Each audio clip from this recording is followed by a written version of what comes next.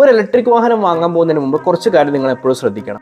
ഒന്നാമത്തെ കാര്യം, നിങ്ങൾ വാങ്ങാൻ പോകുന്നത് സ്കൂട്ടറൊക്കെ ആണെങ്കിൽ നമുക്ക് സിംഗിൾ ഫേസ് കാര്യങ്ങൾ തന്നെ മാത്രം മതി ചാർജ് ചെയ്യാൻ വേണ്ടിയിട്ട്. ഇനി ചെറിയ കാറുകൾ, ഇപ്പോൾ MGയുടെ കോമറ്റ് പോലുള്ള വാഹനങ്ങളൊക്കെ ആണെങ്കിൽ പോലും നിങ്ങൾക്ക് ഈ പറയുന്ന സിംഗിൾ ഫേസ് ഉണ്ടെങ്കിൽ തന്നെ നിങ്ങൾക്ക് ചാർജിങ്ങും കാര്യങ്ങളൊക്കെ പോസിബിൾ ആണ്. പക്ഷേ വലിയ വാഹനങ്ങൾ, ഫോർ എക്സാമ്പിൾ ഒരു ടിയാഗോയിൽ നിന്ന് മുകളിലേക്കൊക്കെ പോകുന്ന സമയത്ത് ബാറ്ററി കപ്പാസിറ്റി കൂടുക ചെയ്യുന്നത്. അപ്പോൾ ബാറ്ററി കപ്പാസിറ്റി കൂടുമ്പോൾ നിങ്ങൾക്ക് സ്ലോ ചാർജ് ചെയ്യാം. പക്ഷേ നിങ്ങൾക്ക് നല്ല ഓട്ടവും കാര്യങ്ങളൊക്കെ ഉണ്ടെങ്കിൽ 7.4 കിലോവാട്ട് അല്ലെങ്കിൽ 7400 വാട്ട്സിൻ്റെ ചാർജർ വേണ്ടി വരും.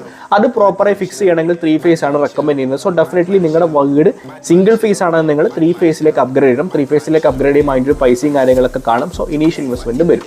അപ്പോൾ ഈ ഒരു കാര്യം നിങ്ങൾ എല്ലാവരും ശ്രദ്ധിക്കുക. ഏറ്റവും ആദ്യം നിങ്ങൾ ശ്രദ്ധിക്കേണ്ട കാര്യമാണ്. ഇനി ഓൾറെഡി 3 ഫേസ് ഉള്ള വീടാണെങ്കിലും നിങ്ങൾ ആദ്യം അതിൻ്റെ ഒരു ഫീസിബിലിറ്റി സ്റ്റഡി നടത്തിയ ശേഷം നിങ്ങൾ നിങ്ങളുടെ കപ്പാസിറ്റി കാര്യങ്ങൾ വയറിംഗ് ഒക്കെ അപ്ഗ്രേഡ് ചെയ്യണം. അപ്പോൾ ഈ ഒരു കാര്യം നമ്മൾ എപ്പോഴും എന്ത് ചെയ്യും, ഈ വാഹനം എടുക്കുന്നതിന് മുന്നേ ശ്രദ്ധിക്കുക.